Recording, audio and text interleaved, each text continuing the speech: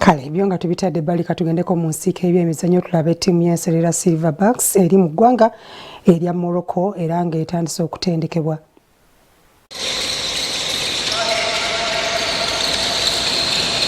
Tiimu y'eggwanga ey'ENSERO ku ludda lw'abasajja eya Silverbacks etandise okutendekebwa mu ggwanga lya Morocco gye baagenze nga bava mu Egypt gye babadde mu nkambi okumala ennaku 4.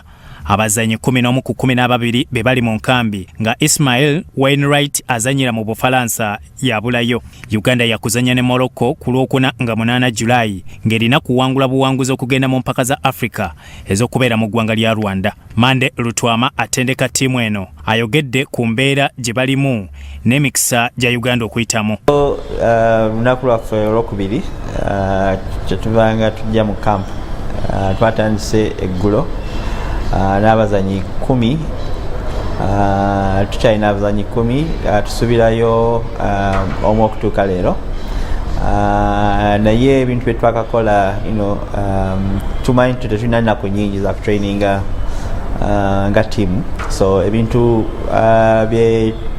byetuplaninga byetukola nga coaching staff kugezaako okulaba nti buli omu abeera page emu nti tusobola okumanyaganya nga tuzanya.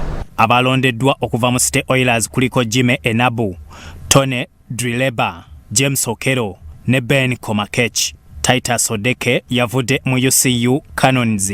Robinson Odoch Opongo yavudde Canada. Eric Lwahire yavudde Canada. Kairan Ziwa naye yavudde Canada. Mohamed Gedi Abdul Hakim yavudde mu America.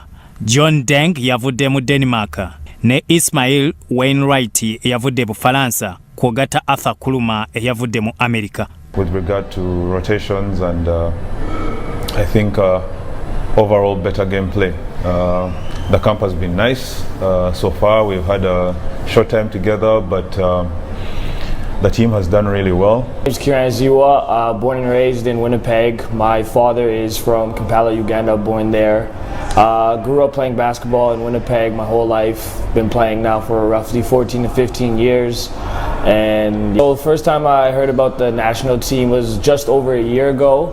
Albert had reached out to me via Twitter, and we had been in talks about potentially joining the team one day and being able to represent Uganda. Yeah, so I heard about the qualifiers in February, back in around February, January time, and I was planning to hopefully come and join the team out there, but... Byakabenge Yusuf, Sorot TV, Omunya.